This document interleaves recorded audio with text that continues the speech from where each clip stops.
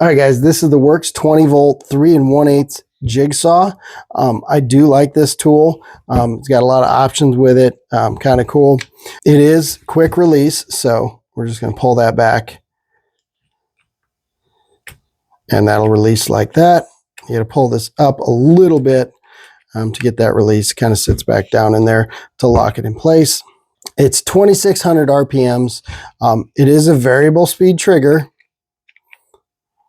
So it does have a locking mechanism. You have to push that to get this to work. We have our blower down here for wood chips or metal chips, whatever, while you're cutting. It does have a blower down here. So on the side, we have our pendulum settings.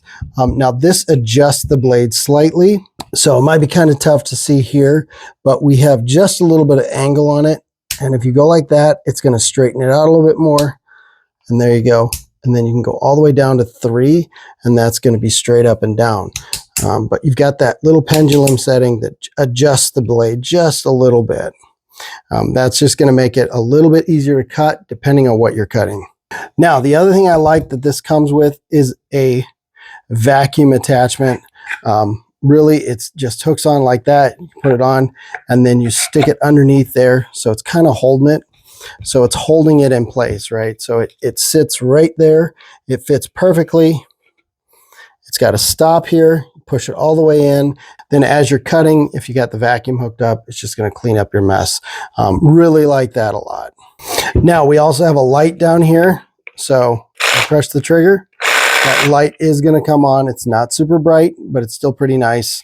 Then, if you got this thing out, we have our hex head screwdriver here.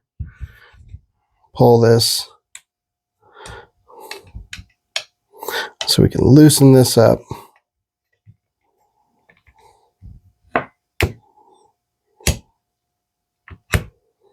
And that allows us to adjust our angle.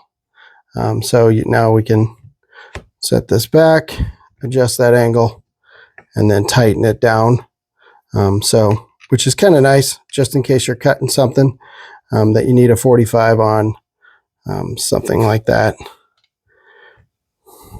It also has little spots back here, so it will lock in place, right? So if I move this, I bring this out just a little bit,